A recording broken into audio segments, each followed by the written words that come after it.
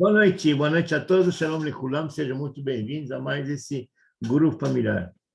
Antes de mais nada, eu gostaria de agradecer a Deus pelo milagre concedido por ele ao pastor João. O pastor João está bem, a gente sabe pela pastora Suzy, que está comunicando nos grupos, mas foi um grande milagre, eu reconheço e agradeço a Deus, agradeço todas as horas pelo que ele fez e que ele... Nossa, não tem palavras, realmente. Aliás, não cabe palavras numa hora dessa, né? Está acima de qualquer expressão idiomática. Então, muito obrigado, senhor. Obrigado por tudo que o senhor tem feito. Obrigado, senhor. Só posso falar obrigado, não tenho o que falar. Muito bem. Vamos começar hoje, então.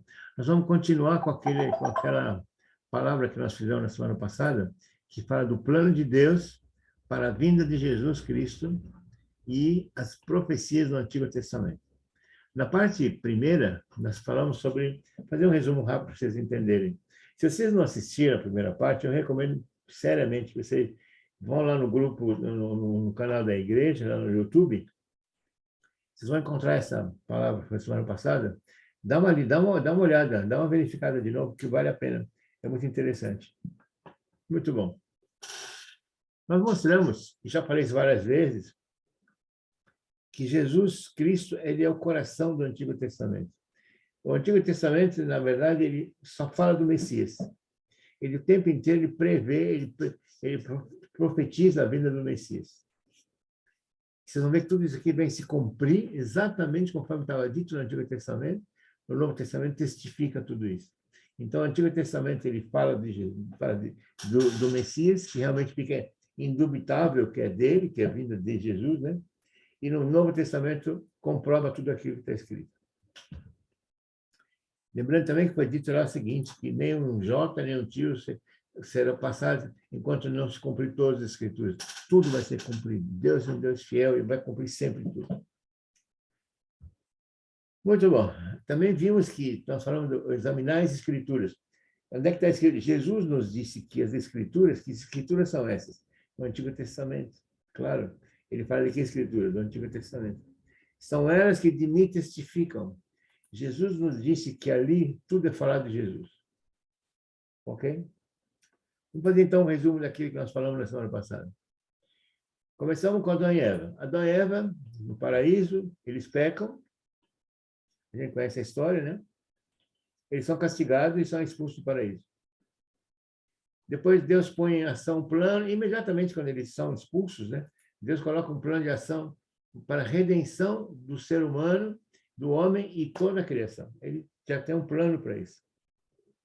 Nós mostramos isso nesse versículo que fala, e porém, foi da serpente, né? E porém, inimizade em ti e a mulher, e essa te ferirá a cabeça, e tu lhe ferirá o calcanhar. Essa te ferirá a cabeça, quem é que vai ferir? Cristo vai ferir a cabeça de Satanás. Nós deixamos no último estudo muito bem explicado, para vocês entenderem. Qualquer dúvida, dá uma lida lá de novo. Depois nós vamos ver que Adão e Eva, eles vêm para a Terra, né, vêm para cá, e começam a viver aqui, e o mal começa a se multiplicar. Né? A gente vê que o homem começa a viver aqui, e as coisas começam a piorar. Por quê? Porque o homem começa a pecar de novo. Né? E aí, imediatamente, Deus começa um plano de redenção, através de quem agora? Através de Abraão. Abraão é o primeiro patriarca. Existe Abraão, depois vem Isaac, Yitzhak em hebraico, e Yaakov, Jacó em hebraico também. Jacó, você sabe quem é, né? É o que originou Israel. Né? Aliás, Deus muda o nome dele para Israel. Deixa eu passar essa nota.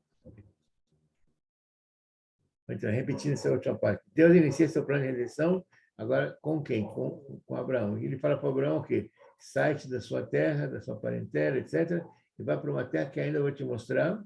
E, na verdade, a gente sabe que, no fim, Deus está mandando Abraão sair para ir aonde? Na Canaã, na terra prometida. Vocês já perceberam isso? Já sabem? E interessante que eu falei para vocês também, assim, que essa promessa foi cumprida por Deus 500 anos depois. 500... Desculpem. Um minutinho. 500 anos depois, você cumprida com quem? Com Josué. Depois que Moisés chega na Terra Prometida, ele não consegue entrar na terra, então ele é destituído, ele morre e passa a salvação para o Josué. Ok? Então Deus forma o seu povo através do Messias, do qual sairia o Messias, né? Inclusive o povo, né? E ele santifica Israel, então é Jacó, é uma geração de Abraão, certo?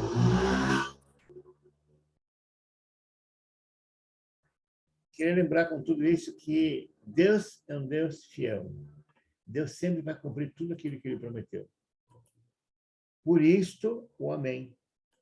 Amém no hebraico, não sei se vocês lembram, amém quer dizer Elohim Melech Neeman.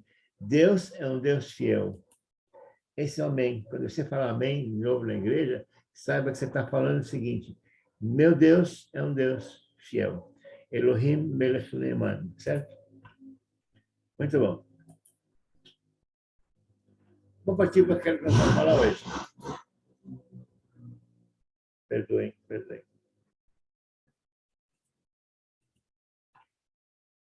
Hoje nós vamos falar um pouquinho mais sobre a vida de Jesus, que foi profetizado no Antigo Testamento, e nós vamos ver os versículos que falam de cada item, especificando os eventos.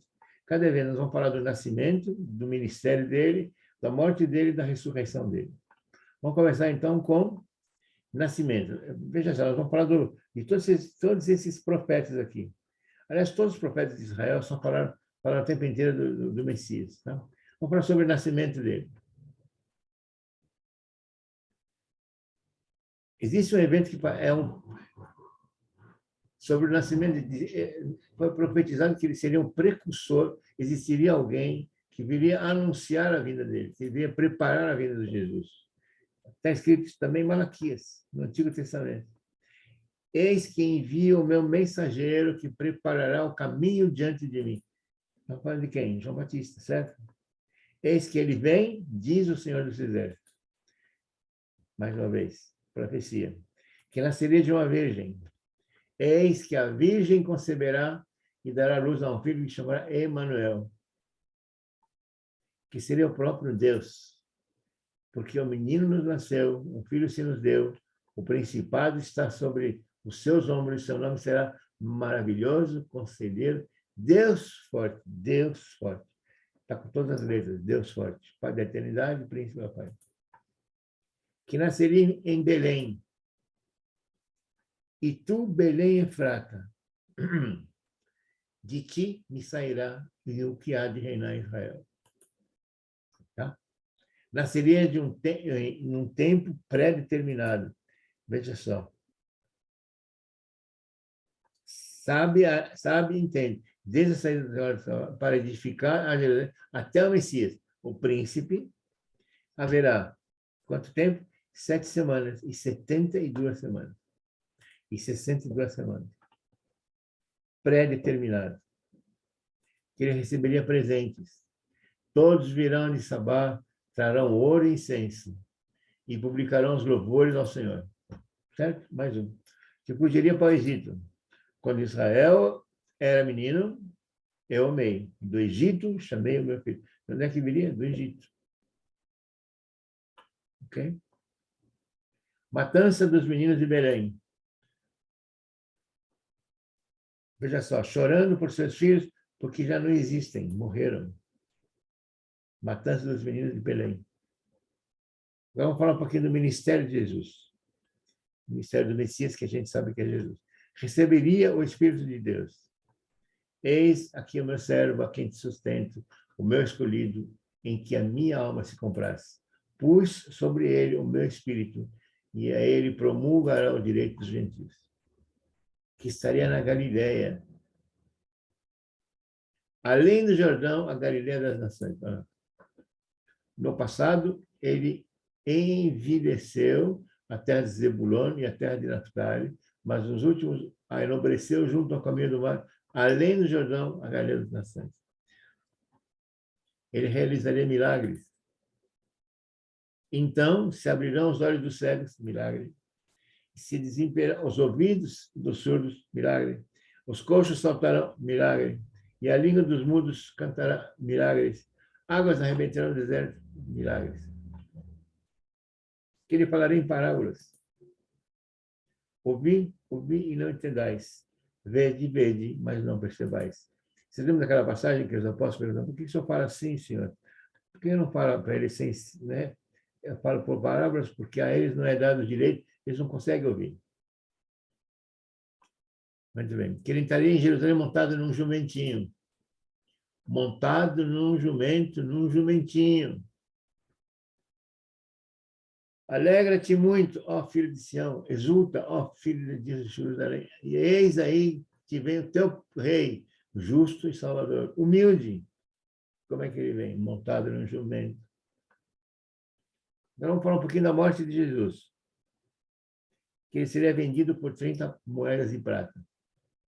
Se parece bem aos vossos olhos, dai-me o que é me devido, se não me deixam. Pesaram, pois, o seu salário, o meu salário, e que quanto era? 30 moedas de prata. Que seria golpeado e cuspido. As minhas costas dei aos que me feriam, as minhas faces aos que me arrancavam os cabelos. Não escondi a minha face dos que me afrontavam e me cuspiam. Golpeado e cuspido. Desprezado por parte dos judeus. Por parte dos judeus. Era desprezado e o mais indigno entre os homens. Seria açoitado e ferido. Mas ele foi ferido por causa das nossas transgressões e moído por causa das nossas iniquidades. Permaneceria em silêncio quando fosse acusado. Ele não abriu sua boca, está escrito. Suas roupas seriam repartidas e sorteadas. Reparte entre si as minhas vestes e lançam sorte, fizeram sorteio sobre a minha túnica. Seria crucificado com os malfeitores. Foi contado com os transgressores. Transcederia pelos seus algozes. Levou sobre seus pecados de muitos e pelos transgressores intercedeu. Sentiria sede e receberia vinagre no lugar de água e fel. Por alimento me deram fel na minha sede. E me deram vinagre. Previsto tudo isso. Haveria trevas sobre a terra. Naquele dia, farei o sol se põe ao meio-dia e entenebrecerei a terra em dia claro. Se sentiria abandonado por Deus. Isso, inclusive, está escrito no túmulo dele, né? Lama Samartani, em hebraico. Por que me desamparaste? Está em Salmos. Está fazendo uma ressalva, Salmos foi escrito por Davi, né? Até ele fala, até ele profetizou isso. Que entregarei seu espírito a Deus. Nas tuas mãos eu entrego o meu espírito. Jesus fez isso. Que seus ossos não seriam quebrados. Está em Salmos de novo. Nem sequer um deles será quebrado. Ele lhe preserva todos os seus ossos. Nem sequer um deles será quebrado. Que seria sepultado junto com o rico, como rico. Deram-lhe sepultura com os ímpios, mas com o rico esteve na sua morte. Mais um pouquinho? Vamos falar um pouquinho da ressurreição dele. Seu corpo não experimentaria a corrupção. Não. Pois não deixará a minha alma na morte, nem permitirá que o teu santo veja a corrupção. E não seria liberto do túmulo, mas Deus remirá a minha alma do poder da sepultura. Olha, Deus remirá a minha alma do poder da sepultura. Está em Salmos. Mais uma vez em Salmos. Você sabia que muita coisa vem de Salmos, isso tudo foi escrito por Davi? Pois é. Muito bom. Queria falar com vocês agora o seguinte. Nós falamos de vários profetas aqui. Vários profetas profetizaram a respeito do Messias, que indubitavelmente é Jesus. Mas de todos os profetas, tem um que eu considero muito especial. Tem um que falou mais sobre a vida da vinda de Jesus do que todos eles juntos. Coincidentemente, o nome dele tem na raiz, tem os chores dele. Você sabe que no hebraico todas as palavras, especificamente, mais especialmente os nomes, eles têm dentro do nome dele, a raiz tem o conteúdo daquilo que é aquela pessoa. Esse daí, sabe quem é? Ó, Isaías. Isaías no hebraico é Yeshayahu. Yeshayahu. As 3 primeiras letras é o nome de Jesus. A raiz da palavra Yeshayahu é Salvador, salvação. Yeshua. Está no começo da palavra Yeshayahu. Coincidentemente, foi ele que falou mais de Jesus. Foi ele que falou mais da vinda de Yeshua. E mais uma coincidência, existe um livro que é o 53, que chegou a ser proibido nas sinagogas há uns anos atrás. Esse Isaías 53 era lido na Haftarah. Haftarah é a reza, é uma reza que acontece todos os dias nas sinagogas. Ele era lido nas sinagogas, esse livro de Isaías 53, no hebraico, né? E, de repente, os rabinos não permitiram mais sair, não se fala, mas não se reza mais o Isaías 53. Se vocês forem ler Isaías 53, vocês vão ver claramente o porquê eles fizeram isso. Porque se vocês forem ler isso comigo, vocês vão ver que, indubitavelmente, está se falando de Jesus aqui, o tempo inteiro. E é claro que eles não têm nenhum interesse de mostrar que Jesus é o Messias. Vamos ver juntos? Vamos ver rapidamente para a gente não prolongar muito. Não tinha beleza nem formosura. E olhando nós para ele, não havia boa aparência nele, para o que desejássemos. Ele era desprezado, o mais rejeitado entre os homens, homem de dores, experimentado nos trabalhos, etc., etc., ele tomou sobre si as nossas enfermidades. Quem seria? E as nossas dores levou para si. Quem seria? E nós reputávamos por aflito. Ele foi ferido por causa das nossas transgressões. De quem estamos falando? Foi ferido por causa das nossas transgressões, porque não teve nenhuma transgressão. Ele foi oprimido e afligido, mas não abriu a boca. Quem? Como um cordeiro. Quem é cordeiro? Quem que é citado como cordeiro? Ele foi levado ao matador e como ovelha muda, não abriu a boca. Porquanto foi cortado da terra dos viventes.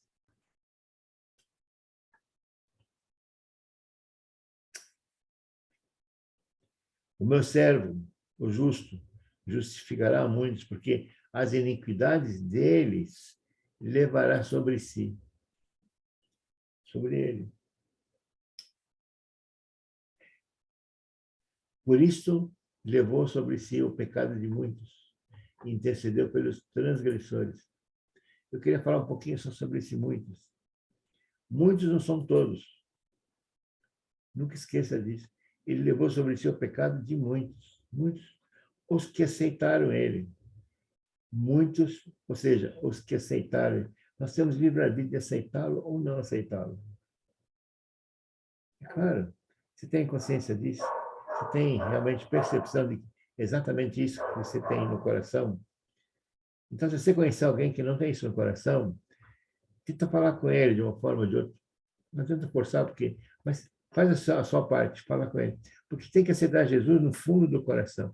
Não adianta falar nada, eu aceito Jesus, da boca para fora. Eu já fiz isso no começo. Eu aceitei Jesus por interesse. Eu tinha algum interesse em fazer aquilo naquele momento. Mas eu não estava aceitando Jesus. Aceitar Jesus é no coração. É entender que ele é. É isso. É difícil falar, mas você entendeu, né? Jesus é o caminho, é a verdade e a vida. Se você realmente está procurando isso, é a Jesus que você deve aceitar no fundo do teu coração. Era isso que eu queria falar hoje. Em nome de Jesus, feche seus olhos, me acompanhe numa oração. Senhor, muito obrigado por esse ensinamento maravilhoso que o Senhor nos colocou hoje. Obrigado por tudo, Senhor. Obrigado mais uma vez por ter cuidado do pastor João. Obrigado mais uma vez pelo milagre que o Senhor colocou na vida dele, Senhor. Muito obrigado, Senhor, por tudo. Obrigado por tomar conta dele e da pastora Suzy, que o acompanhou, que esteve com ele, que nos deu notícias sobre ele. Obrigado, Senhor. Obrigado por tomar conta do pastor Nelson, da pastora Fátima, do pastor Cílio, da pastora Rosário, dos líderes, dos presbíteros, dos membros da igreja, todos, todos. Obrigado pela igreja que está crescendo. Eu tenho fé de que a igreja vai crescer cada vez mais, cada vez mais. Nossas orações que estão sendo ouvidas, eu sei que a oração é uma coisa muito importante. Nós estamos indo no caminho que o Senhor está nos indicando. Obrigado, Senhor, por tudo. Feche seus olhos, continua com eles fechados, conversa com Jesus agora, conversa com ele, ele certamente está aqui. Eu estou sentindo ele no meu coração nesse momento. Fala com ele, agradeça por tudo, agradeça pela sua vida, agradeça além de agradecer pelo pastor João, agradeça na sua vida tudo que ele faz, e tudo que ele fez, tudo que ele vai fazer na sua vida. Ele vai fazer, eu tenho certeza que ele vai fazer. Só depende de você. יברכך אדוני וישמרך, יאיר אדוני פניו אליך, ויחונך, יישא אדוני פניו אליך, וישם לך שלום. Shalom, shalom, shalom, brachá, em nome de Senhor Jesus. Amém, amém e amém. Que Deus abençoe a tua vida, em nome de Jesus. Amém. Obrigado, Senhor. Obrigado por você ter assistido até agora. Deus abençoe você.